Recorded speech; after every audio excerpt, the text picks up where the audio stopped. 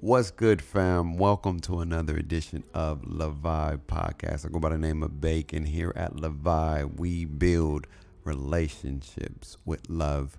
Today's topic is a good one, man. Last week we talked about what makes love complex. And today I was like, let's talk about something that is going to help us learn how to love eventually. And that thing is learning how to love thyself. I feel like a lot of times we're not able to fully love our partners because we don't know how to love ourselves. We don't respect ourselves. We don't value ourselves. We don't think we're good enough. We think we need these materialistic things to help us make us feel valuable. Um, and I truly feel like these three things that we're going to discuss are things that's going to provide you healing if you work on them. So without further ado, let's jump right into number one, insecurities and trauma. I think that insecurities is a big reason that impacts our ability to love ourselves. Maybe growing up, you felt invincible. Not invincible, but invisible. That's what I meant to say. You felt like you was overlooked. You felt like you didn't measure up. I know for me, one of my insecurities, for the people who know, they know, is height. I always used to think I would be something greater if I was taller, right? And that had impact on a lot of things I did in life, right? It impacts sports, right? Sports tells you that you got to be tall. So I always had to overdo something. I always had to try harder. I always had to work harder. I always had to do more just to feel like I was good enough, just to feel like I had a shot, just to feel like to get an opportunity, I had to do the extra, the above, where other people didn't, right? When it comes to dating, most women love taller men. They like, I need a taller man. I wasn't tall. So I always had to overdo things to try to feel like I was good enough. And that stemmed from a trauma growing up when I was a kid, because when I was a kid, I didn't feel that I was good enough for my pops. Growing up, it took time for me to mature and to learn why my dad did what he did and how he did it. But when I was growing up, I didn't feel I was good enough. So not feeling good enough made me feel like I didn't measure up. So I used to do all these things just to try to receive this type of love and this satisfaction of I'm worthy. And it's draining. It is. But for you, it can be something different. It can be, growing up in a single parent household, maybe being adopted, maybe being um, not having a relationship with your mother or your father or your caretaker, not knowing who your parents really are, your biological parents are. We are all dealing with something that impacts us and makes us insecure about who we are. But it stems from a place. So I encourage you to find that place. Where is that place stemming from? What are you insecure about? And where's the seed? Where's the root? What trauma did you deal with that caused you to be insecure about who you are? Right? And I feel like if you start working on that, it will start improving your ability to love you. You know your worth. You will know your worth. Second one, comparison. Comparison is one of the greatest killers when it comes to self love, especially in today's world. We live in a world where we are constantly comparing ourselves to somebody else. Yeah, I know the vibes. When we say things like, if only I, if only this, if only that. Come on now. Are we going to be honest today? Are we going to be honest? If only I had that car, I'd be the stuff. If only I dated that person, I'll be this.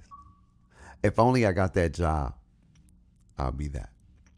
If only I did this, I'll be that. If only. A lot of times, those only things are all materialistic things. There are things that shouldn't make you who you are. They don't define who you are. They are a part of you, but they don't define you. Because all of those things are outside things. They're outside. They're on the outside. What are you and who you are? It's all about what's on the inside of you. A lot of times we compare ourselves to other people and we don't even realize the beautiful things about ourselves. Like, can we be honest? Are we gonna be honest? You know, funny story. My boy, me and my boy went to school, got a master's. He's working, and I was working at my job at Fresno State, and I was barely making enough. And I just compare my life to his life because he's making some bread. He's doing well for himself, and I used to be like, man, I'm not doing right in life. I'm not living. I must have made some wrong choices or something because he's got the same degree as me, right? He's doing these things, and look at where I'm at in my life. I didn't even look. There's nothing wrong with self growth. I want to say that there's nothing wrong with but bettering yourself and elevating yourself. There's nothing wrong with those things. But sometimes we get so caught up in the elevation we don't realize where we're at, and the beautiful things that we do have. I had health benefits. I had a job in a time where people didn't have jobs. I was able to get through COVID with my job, work, commute. Like, I was able to do a lot of those things, and I didn't realize the beautiful things. And my job helped prepare me for the job I have today, which is a really great job. But I was so stuck on what I didn't have, I didn't realize what I do have. And that's what comparison do. That's what it does. It's a killer. It's the root of a lot of evil. Because we constantly comparing ourselves to other things and other people.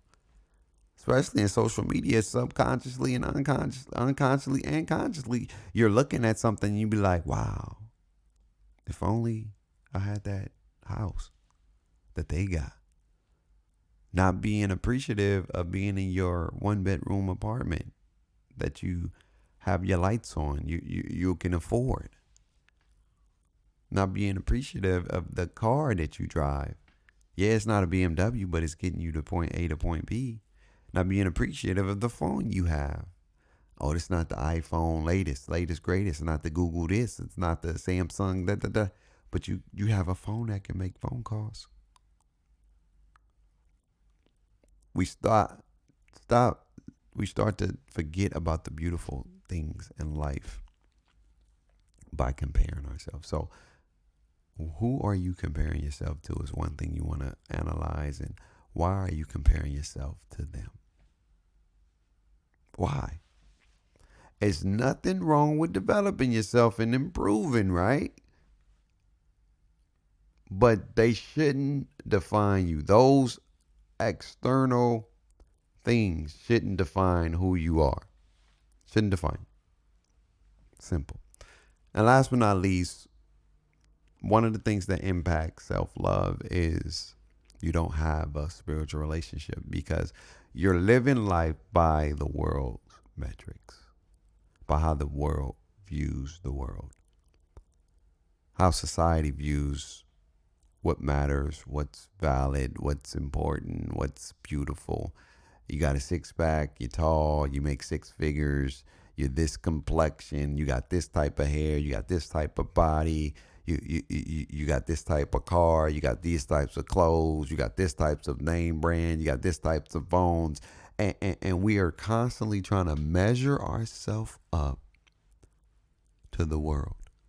And it's always going to be something new. It's always going to be a new thing that you got to have. You got to have the latest, greatest. And it's always going to lead you to chasing. You're always going to be chasing the next best thing because you are trying to measure up to a metric that we was never meant to measure up to. So when I talk about having a spiritual relationship, you got to ask yourself, how does God view you? So let's find out. Let's find out. Let's find out. Look at some scriptures. Here we go. Jeremiah 29, verse 11. For I know the plans I have for you, declares the Lord, plans for welfare and not for evil, to give you a future and hope. Right? God has plans for you, right? See what kind of love, 1 John 3, chapter 3, verse 1. See what kind of love the Father has given to us, that we should be called children of God, and so we are. The reason why the world does not know us is that it do not know him. The world don't. If you don't have a relationship with God, you gonna live your life how you wasn't planning on intending it to live. Another one, John, the Lord so loved the world that he gave his only begotten son. Right? This is a big one right here. 1 Samuel 16, 1 Samuel chapter 16, verse 7. But the Lord said to Samuel, do not look on his appearance or on the height, for his stature, because I have rejected him. For the Lord sees not as man sees. Man looks on the outward appearance, but the Lord looks on the heart. See, all that stuff is cool. It's cool. It's items. But the one thing God cares about is your heart. What does your heart look like? See, when you start to appreciate your heart, when you start to appreciate how your heart posture is, and what are the ingredients in that heart, you'll start looking at life a little bit different. You'll start looking at yourself a little bit different. God loves you so much. He will give nations. He will give everything up, the 99. He will leave the 99 for that one. He loves you. We are the only creation that he actually put his hands on. Everything else, he just said, let there be, let there be, let there be this. And it was that. Let there be this. And it was that. But for us, God put his hands on us. He put his hands on man. He grabbed the dust and formed that. Physically formed man. Manifested that thing. But he put his hands on us only. God loves us. God values you. But if you don't see how God values you, how you going to value yourself that way? Because you living your life through metrics and standards that you ain't even supposed to be living by. And that may not resonate for some people because y'all got different beliefs, and I understand that. But I'm telling you, you have to have a spiritual relationship. Because if you don't, you're going to live your life the wrong way. You're going to constantly fight this battle of you're not good enough, you don't measure up, you're not adequate, you're not important, you're invincible or invisible. You don't matter. And you do. See, when you start to love yourself, you're going to understand that you're not meant to be, and it's for guys and girls, because guys, when we date attractive women, and funny story, I've been here, we date attractive women, or we like an attractive woman, and we'll let that woman treat us so crazy, so disrespectful, treat us like, and we're doing everything in our power to not mess it up. I can't mess it up. I got such and such. Or we got the bad one and we treat them like trophies and we bring them around our friends and we want to get a reaction because we're insecure. So to make us feel valuable and to make us feel worth it, we look at my girl. That's my shorty. Yeah. Come on now. Women, we will rather be a side piece. We would rather be second fiddle. We would rather be somebody's sneaky link than somebody's wife, than somebody's boyfriend or whatever. Come on now. When you start to love you, you're going to start to respect you, and you're not going to accept mediocrity. You're not going to accept people treating you any go way, because you ain't going to treat yourself like that. God ain't treating you like that. Stop allowing people to treat you second fiddle, but you will never get there until you start working on you. And this, work on that heart. So again, family, those three things: insecurity, trauma, comparison, lack of spiritual relationship. Those three things impact self-love. And you cannot love somebody else until you learn how to love yourself, because then you're going to always be in those insecurities, those trauma, those comparisons. It's going to cause you to lose trust and lack trust. And you're always going to sabotage beautiful things because you are still living your life through the wrong metrics. That's all I got for y'all today, fam. I hope y'all have an amazing night. Thank God for another beautiful episode, man. I hope this heals somebody, and it's time to do the work. Number one, what are you insecure about? Where's the root? Number two, who are you comparing yourself to? Right? And why are you comparing yourself to them? And number three, how do we start building that spiritual relationship? Getting in that word, talking, praying, all that good stuff, and doing the work. I love y'all, man. Welcome to, again, it's been another edition of Levi Podcast, where we build relationships with love. It's your boy Bake. I see y'all next time through the grace of God.